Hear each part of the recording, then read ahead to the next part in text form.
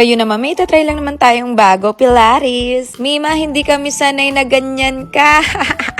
Ito naman, magpapanggap lang naman tayo for today's video. Dito nagpipilates yung friend ko sa Fit to Live. O, diba, naaya nga niya ako dito. Pero nakaisang session na siya, so bali sinamahan niya lang ulit ako. Pag first session mo or first timer ka, kailangan mo muna mag-introductory reformer na session. Sa mga stretching, gusto ko yan, kaya nga nagpapakairo ako. At saka feeling ko bagay to sa amin ni Papa P. Magugustuhan niya to. Parang pampalakas din to ng tuhod. Para pag na-hold up ako, diba, malay mo sipagin akong umibaba. Charat! Pampatibay talaga to ng mga kasuhan. Actually, dating-dati ko pa gusto talaga magpilates. Kaso nga lang nahiya ako, wala akong kasama. Kasi itong friend ko na to, nag-workout talaga siya. So ngayon, trinay na rin niya. At sinabi niya to sa akin nung lumabas kami nung isang araw. Sabi niya magpipilates na daw siya. Sabi ko, ay wow, gusto ko rin yan. Kaya nagulat siya. Kasi akala niya ayoko yung mga ganto-ganto. Pero sabi ko sa kanya, yung mga gym, mga workout lang naman yung ayoko. Pero ito, gusto ko basta nai-stretch yung mga buto-buto ko, yung mga laman-laman ko. Oh my God. Pero dito sa pilates, hindi ka pagpapawisan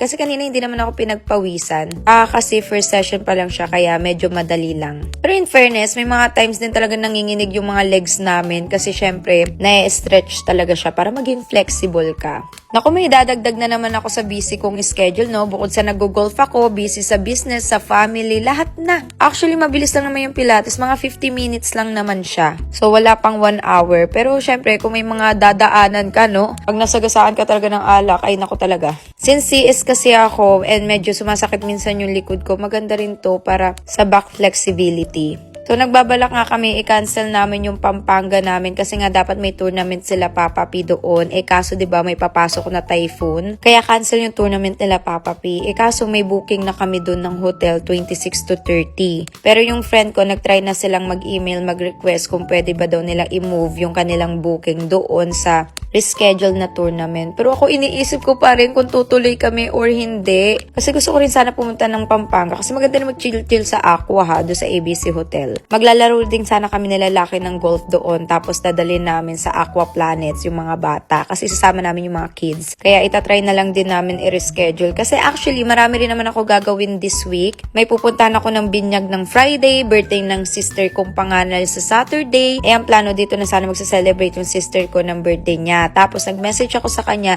na pumunta na lang sila ng Pampanga at doon namin i-celebrate yung birthday. Pero kasi gusto ng mga kapatid ko dito na lang i-celebrate sa bahay. So okay rin naman kung hindi kami matutuloy sa Pampanga. Bali sa September na lang kami pupunta doon. Since move naman yung tournament nila Papa P sa Pampanga, so at least makaka-attend ako sa binyag this week. Tapos makapag-celebrate kami sa bahay ng birthday ng sister ko. Paglabas nga lang namin sa Pilates, tignan nyo ang lakas na ng hangin. Nararamdaman mo na papasok na talaga yung typhoon. Kaya keep safe everyone. Magsi-September na pero umuulan pa rin. Anyway, pag uwi ko sa bahay, maganda rin talaga uminom kayo ng mga glooming detox natin kasi maganda rin to for recovery. Example, kung nag-workout kayo para hindi kayo magkaroon ng muscle pain at good din to sa mga constipated. Since gusto ko light lang yung kakainin ko ngayon, so ito na yung ininom ko para mabilis akong mabusog. May chia seed na rin yan, stevia yung ginamit natin, no sugar, high in fiber, rich in antioxidant at 30 calories lang yan. Kaya favorite yan, bilihin dito sa TikTok. Sobrang dami rin nating bar yan, so hindi kayo mahihirapan mamili dyan kung anong flavor gusto nyo. Meron na rin yung chia seed, collagen, and glutathione. And for my lunch, meron tayong shirataki, salted egg, boiled egg, at okra at pansit. Yum!